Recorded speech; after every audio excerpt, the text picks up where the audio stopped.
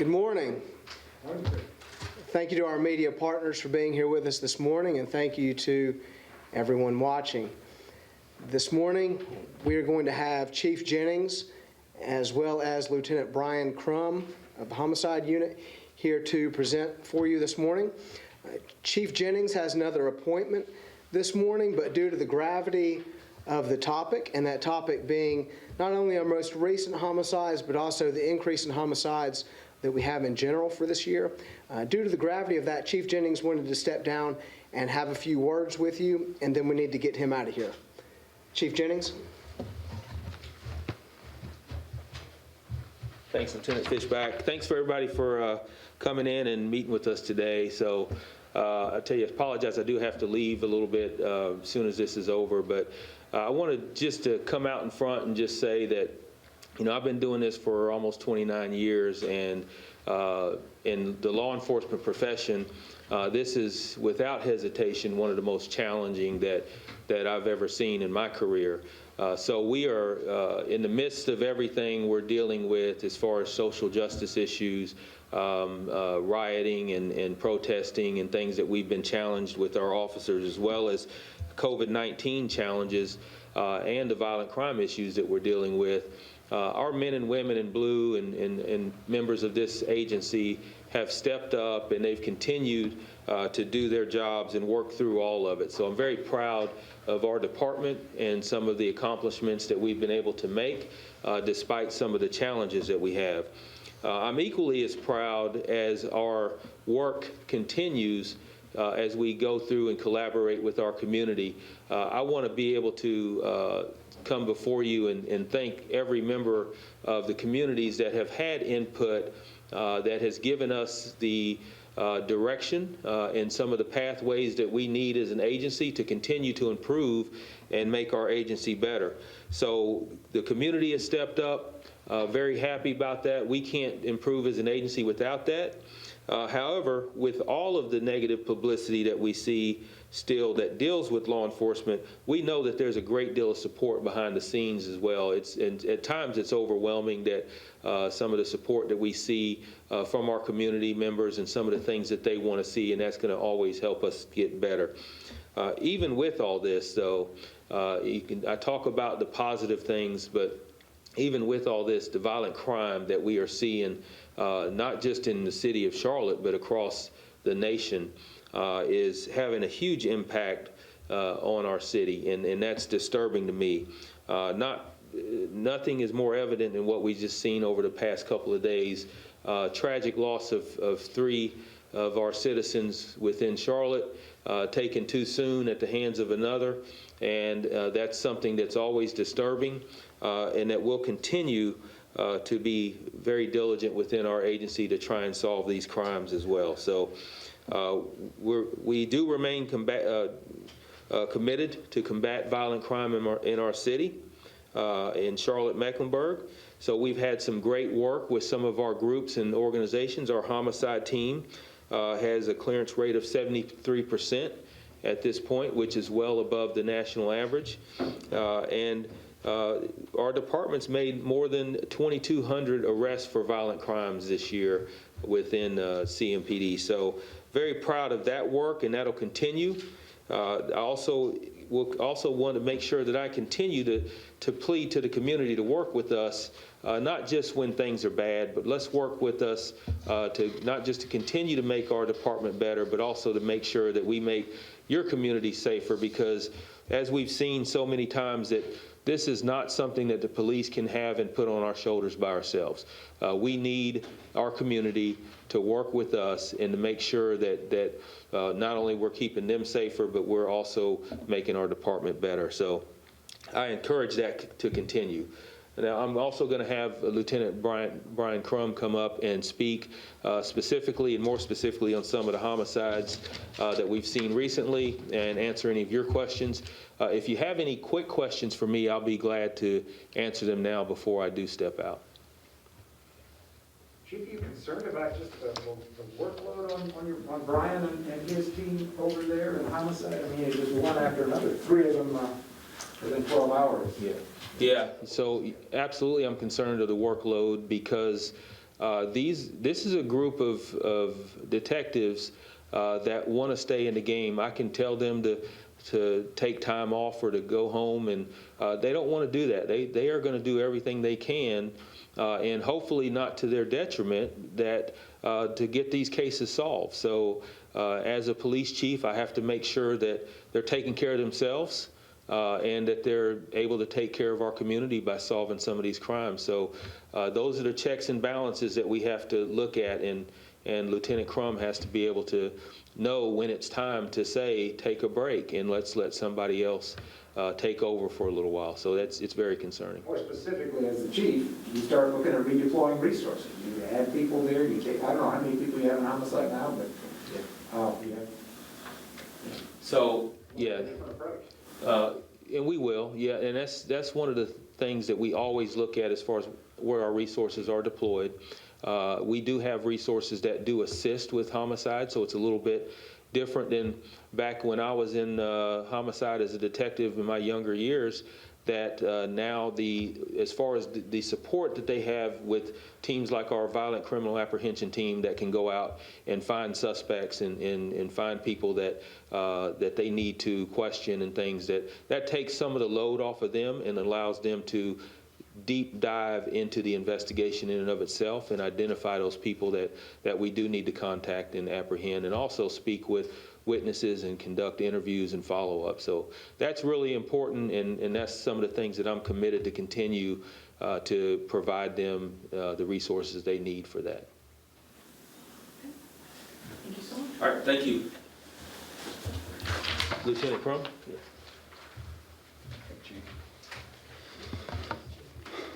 Good morning. This year's been a busy year, as the chief said, for the homicide unit. The men and women of the unit have been working day in and day out on all of our cases, not just the ones that are happening this year, but I think you guys have seen we're clearing cases from prior years as well. Before I discuss the 3 investigations that occurred earlier this week, I do want to take a second to highlight the fact that we often get stuck in the numbers of the cases that we're working, what the statistics are. Every single one of those statistics represents a person who's lost to our community, somebody who's lost their families, and it leaves behind countless secondary victims. Those are loved ones, friends and family who will no longer be able to enjoy spending time with that person or the benefits of that person being a part of their family. So I think it's very important that we always remember that every time we see a homicide investigation out on the news, that's a person that we've lost. So as a quick recap on the cases that we have from the last couple of days, on October 12th, around 5:48 in the afternoon, officers responded to a shooting on West W.T. Harris Boulevard at Old Statesville. It's Old Statesville Road. When they arrived, they found 21-year-old Aaron Shuford Jr. Suffering from a gunshot wound. He passed away as a result of his injuries. So officers responded out to that along with the homicide unit. And just a short time later, at 6:15 p.m., officers received a call for a shooting that occurred in the 1200 block of Campus Street in the Metro Division. When they arrived, they also located another individual who'd been shot. That was 58-year-old Ernest Leitner, and he died of his injuries. I can share with you right now that as a result of that ongoing investigation, just recently this morning, officers from the Violent Criminal Apprehension Team were able to locate and arrest a suspect. That's Gina Michelle Kilgo. She's born June 11th of 1991. As a result of the ongoing investigation, homicide detectives obtained a warrant for her arrest for first-degree murder, and she's currently in custody.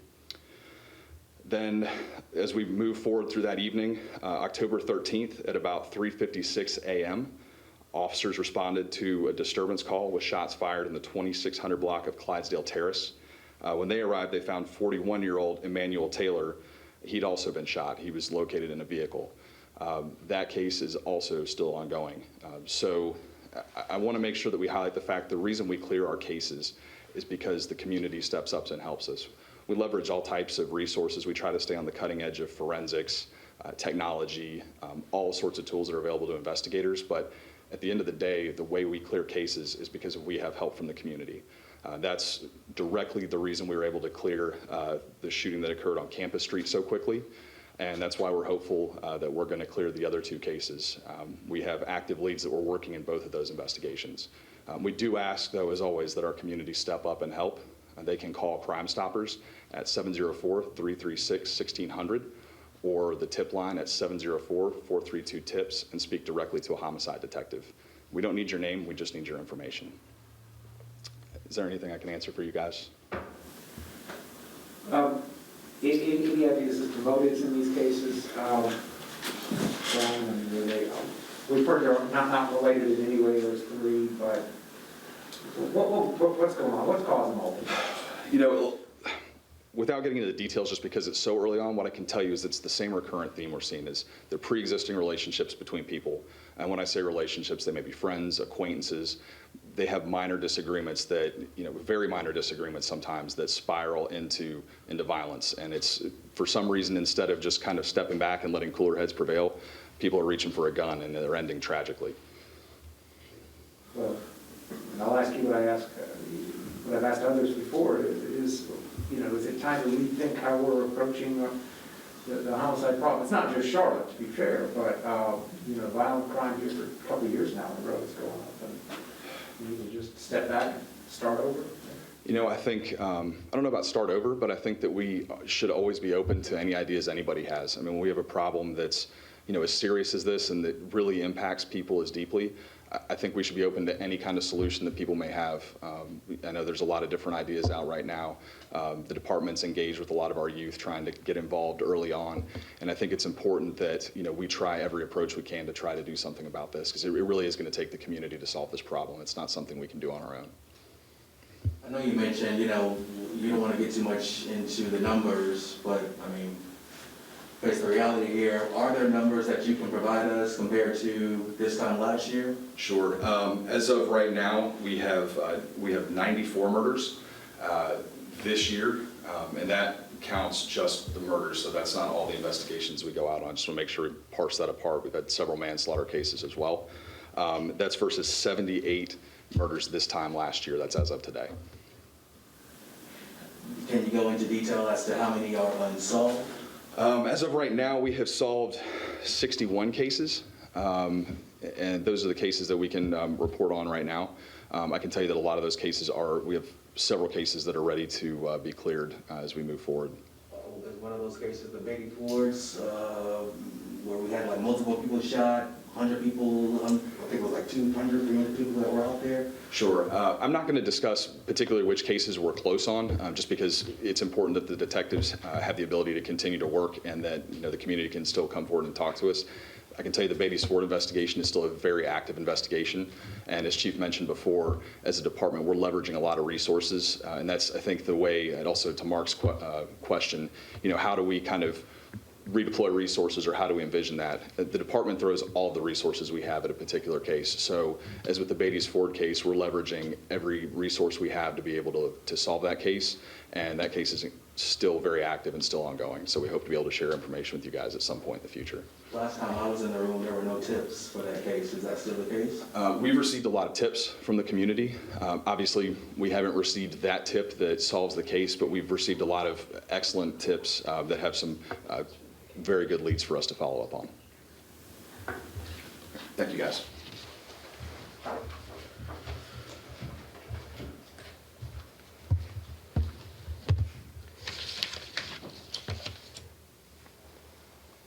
All right, one thing that stuck out to me in listening to all that is Lieutenant Crum is one of the most experienced investigators that we have in this department. And he's also a very forward-thinking individual. Keeps up with the tools of the trade.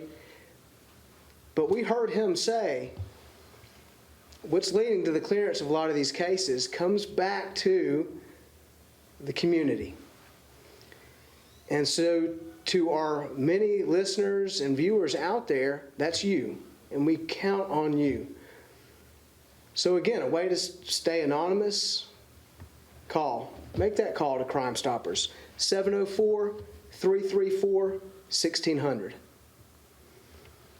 And shifting gears, we've had a lot of questions from our media partners in reference to the upcoming elections, and I just want to say that the CMPD does have an appropriate security plan in place.